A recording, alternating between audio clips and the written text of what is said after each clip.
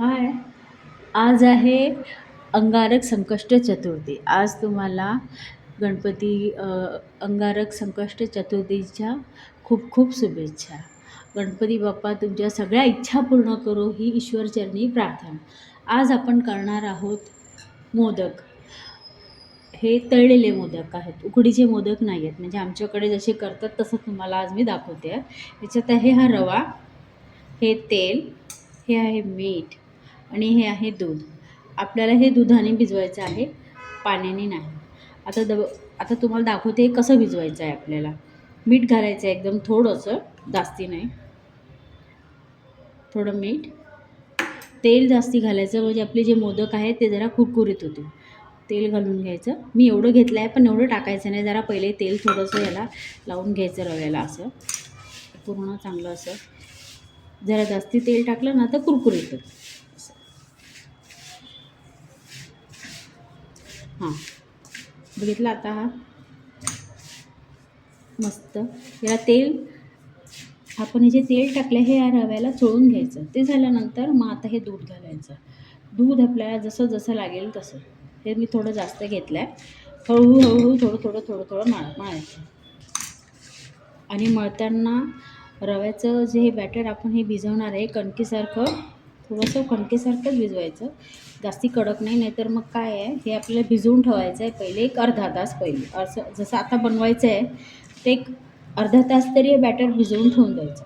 म्हणजे हे चांगला रवा फुलतो. त्याच्यामुळे थोडं नरम भिजवायचं. नाही तर जर तुम्ही असं जरा कडक भिजवलं तर एकदम घट्ट होऊन जाईल ते, आणि मग लाटल्या नाही जाणार. म्हणून भिजवताना जरा थोडंसं नरम भिजवायचं. नरम चालतं पण घट्ट नाही चालत, कारण रवा फुलतो ना त्याच्यामुळे.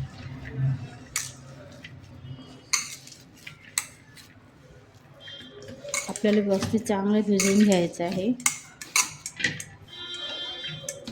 आणि असे मोदक तुम्ही खरंच बनवून बघा, खूप छान होतं. आमच्या इथे असंच करतो आम्ही. आता बघा, हा आपण भिजवून ठेवला आहे. एवढा हा भिजवून ठेवायचा आहे आपल्याला अर्धा तास. आता आपण ज्यावेळेला हे पीठ मळून ठेवलं होतं, आता हे आपल्याला बराच वेळ झाला आहे. आता याला अर्धा तास झाला आहे. आता हे मळून आपण बघतोय. मी एकदम असं जरा थोडं नरम भिजवलं होतं, पण एवढं नरम भिजवून पण सुद्धा थोडंसं हे झालं. एवढं थोडं जास्त नाही, थोडं हे झालं आहे, कडक नाही म्हणता येणार, थोडं टाईट झालं आहे. तर थोडं काय करायचं, दूध घालून याला दूध घालायचं थोडंसं परत, आणि थोडंसं याला परत थोडंसं जरा नरम करून घ्यायचं आहे. हे जरा मला वाटतं हे थंडीमुळे का काय माहीत नाही, थोडं आता एकदम नरम भिजवलं होतं मी. कसं भिजवायचं, नरमच भिजवायचं, कारण रवा जरा फुगतो पण ना, जरा फुलतो रवा. तर आपण याला काय करू, जरा थोडं दूध घालून थोडंसं याला नरम करून घेऊ. जशी आपली कणकेची जशी आपली पीठ असते ना, कणकेचं जसं आपण पोळी करताना जसं आपण कमी भिजवतो, तसं याला जरा थोडं नरम करून घेऊ आपण त्याला. आता आपण हे जे भिजवून ठेवलेलं आहे मोदकसाठी, हे बॅटर रव्याचं, हे आपलं रेडी आहे. आता आपल्याला ह्याच्या आपण मोदक करतो आहे, तर याच्या आतमध्ये घालायला जे सारण आहे त्यात काय काय लागणार आहे. ही आहे साखर, याच्यात थोडी वेलचीचे मी तुकडे घालून ठेवलेले आहे. ही साखर आहे.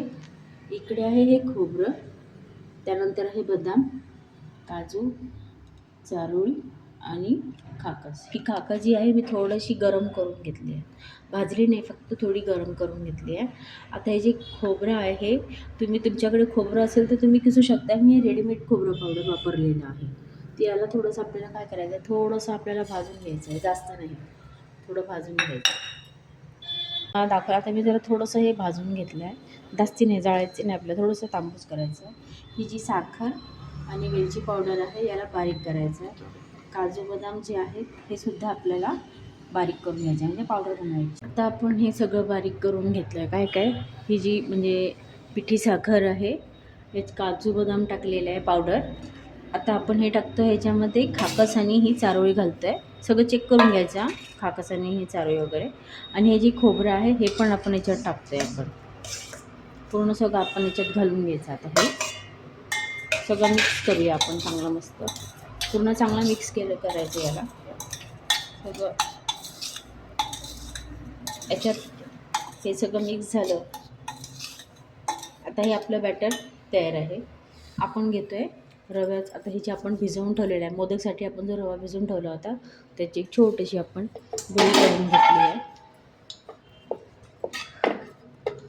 असं जास्त जाड नाही करायची, जास्ती पातळ पण नाही. तुम्हाला जेवढा मोदक करायचा असेल तेवढी ती छोटा मोदक हवा असेल तर छोटी पोळी बनवायची, मोठा हवा असेल तर मोठी बनवायची. साधारण मी मोठे करते. ही पोळी आहे. थोडी लाटायला कणिक घ्यायची, मी आता घेतली नाही आहे, पण थोडी कणिक लागेल लाटायला. नंतर हे थोडं बॅटर टाकायचं. हे असं हाताने एक एक एक एक आपलं सगळं हे असे मोदक तर येतातच सगळ्यांना बनवता. असे सगळे जमा करत असं आपलं. आणि हे वरचं हे काढून टाकायचं, कारण हे जर ठेवलं तर खूपच जाड होईल. हे शिजेल, ते तेल आपण घातलेलं आहे म्हणून भरपूर याच्यात होईल कुरकुरीत. पण हे तरी पण हे आपलं काढून घ्यायचं.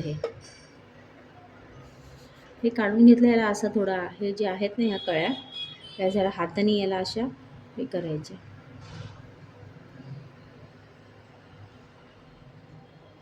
मी ते साचा वगैरे काही वापरत नाही, हातानेच असं हे करते.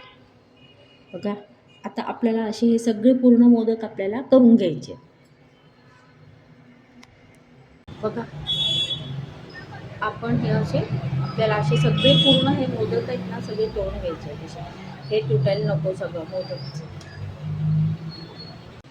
आता ज्याप्रमाणे तुम्हाला मी मगाशी दाखवलं होतं की कसं तळायचे, त्याप्रमाणे हे मी सगळे पूर्ण मोदक सगळे तळून घेतलेले आहेत. हे पूर्ण 21 मोदक आहे. बरेच जण 11 करतात, पण मी 21 करते. ह्याप्रमाणे तुम्ही सगळे मोदक करा, एकदा करून बघा. खूप छान, मस्त, एकदम मस्त कुरकुरीत होतं ते मोदक. बिलकुल नरम वगैरे काही नाही, कारण आपण याच्यात मोहन घातले रव्यामध्ये. आणि एकदा करून बघा आणि मला सांगा तुम्हाला कसे वाटले. आणि लाईक करा, शेअर करा, कमेंट करा आणि सबस्क्राईब करा. बाय.